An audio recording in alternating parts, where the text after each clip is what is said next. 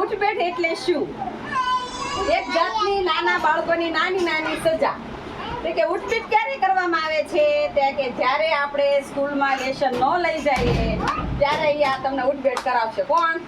તમારા સર અથવા ટીચર. બરાબર ને? તો એ ઉઠબેઠ તમારે શીખવાની છે આજે. બરાબર ને? મારી હારોવાર હો ને? સરસ. હાલો. 1 2 3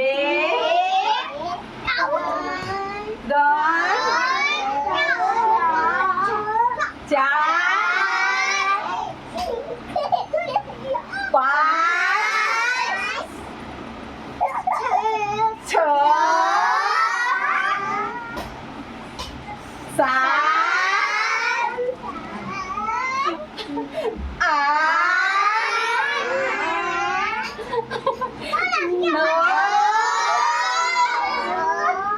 અને જઈ જાઓ બધા. આ હજી ઉઠબેઠ. શું હતું? ઉઠબેઠ.